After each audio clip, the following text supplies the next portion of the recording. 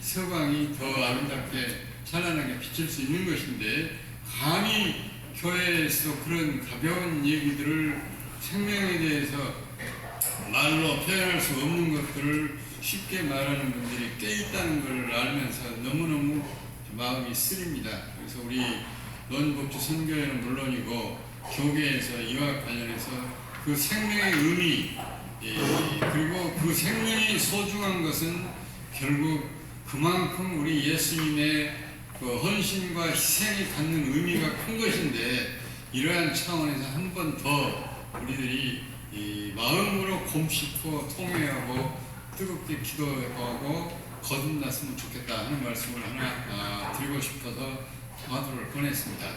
두 번째는 오늘이 농업이는 날입니다. 한번 이 자리에서 말씀을 드린 기억이 있는데, 농자는 지을 꼭자 밑에 별진자가 들어있습니다.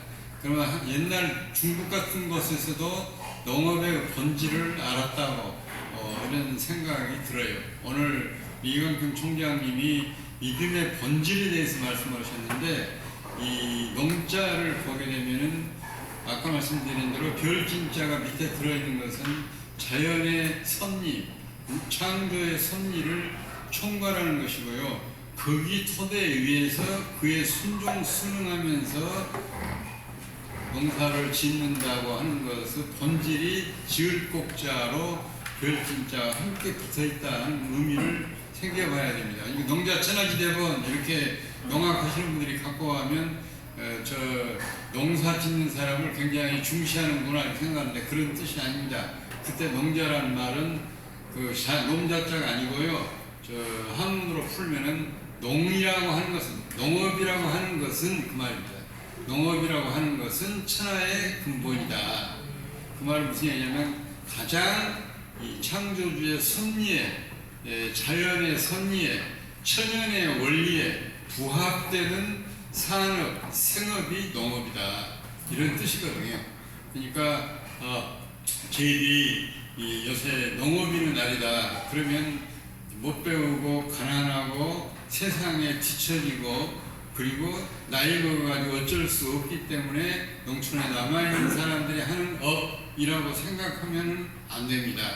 이 본질에 대해서 우리가 생각을 한다면, 그 다음에 이제 진짜 중요한 메시지를 드리려고 합니다. 그런다면 저는 쌀을 좀 먹어줘야 되는데, 쌀이 또 한자 얘기를 꺼내서 죄송하지만 88자가 줄여진 게 상이군요. 8이라고 하는 8, 그 다음에 10자, 그 밑에다 다시 8, 8, 이게 합해진 게 쌀미자입니다. 88번 사람의 손이 가야 비로소 우리 입에 들어올 수 있는 곡식이 쌀이다. 그런 뜻에서 그렇게 쌀미자가 만들어져 있습니다. 그 말은 무슨 얘기냐면은, 해가 빛을 줘야 농사를 지으는 것부터 시작해서, 온도가 맞춰줘야 식물이 자라는 것부터 시작해서, 때 맞춰서 그다음 때 맞춰서 영양, 때 맞춰서 물 빼주고 풀 제거해주고 독소 있으면 제거해주고 이런 것들을 포함하니까 우리 젊은 사람들이 볼 때는 무슨 88번이냐 하는데, 그 원리적으로 그렇다는 뜻이거든요.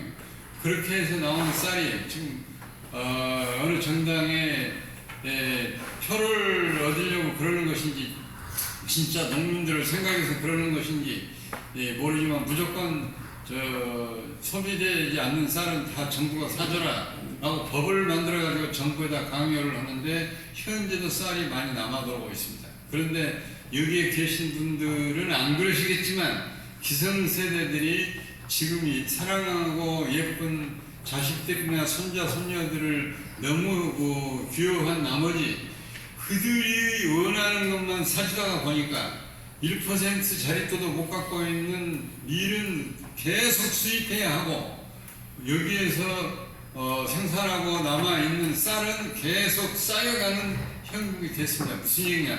문화적 승계와 전수를 우리가 잘 못했다 그 말입니다. 어려서부터 쌀 먹는 거는 안 가르치고, 걔들이 전수 차려다 보면 무조건 원하는 대로 사주다 보니까 전부 빵 먹고 피자 먹고 요새 같은 스파게티 먹고 과자 먹고 이렇게 애들이 원하는 데 해주다가 그만 애들이 쌀 맛을 혀에 길들이지 못하고 잘못된 제너레이션, 세대를 형성하고 말았습니다. 그냥 단순하게 쌀이 쌓인다.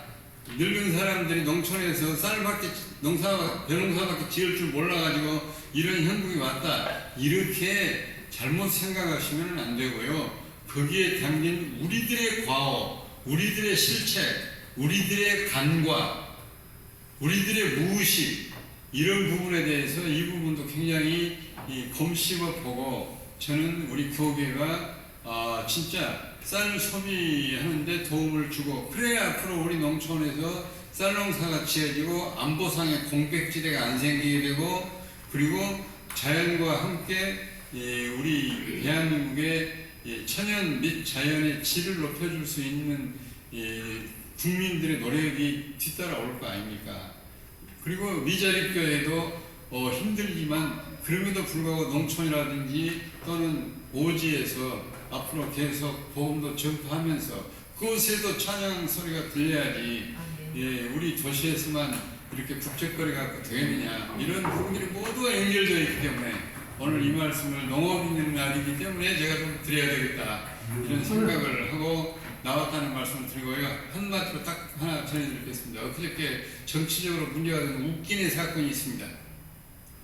청와대 두 수석이 앉아서 메모해 놓은 것을 웃기네라고 하는 것이 문제가 됐습니다. 참 세상이 얄궂어요. 왜냐하면 핸드폰에 문자만 보고 있어도요, 줌을 통한 이 카메라로 다 봐버려가지고 모두가 다 문제가 됩니다.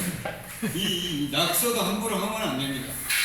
근데 왜 웃기네라는 말이 나왔냐, 제가 언론계에서 들었기 때문에 이 말씀 드리려는 거예요.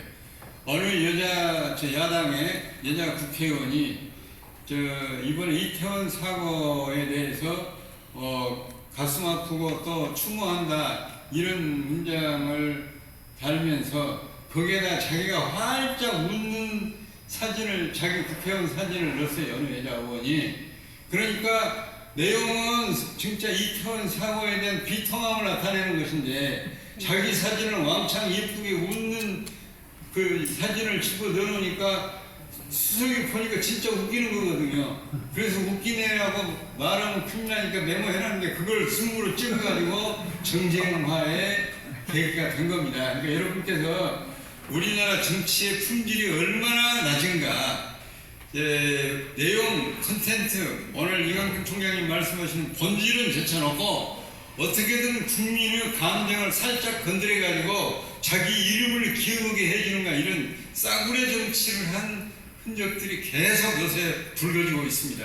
그러니까 그런 부분에 대해서 세상 사람들이 밥 먹는 자리에 양념으로 씹는다 할지라도 우리 크리스찬들이 품격 없이 그런데 함부로 끼어들어가지고 대한민국의 품격을 떨어뜨리지 않도록 여기에 계신 분들이 청구해 주시면 좋겠다, 이렇게 한마디 드리고 끝냅니다. 감사합니다.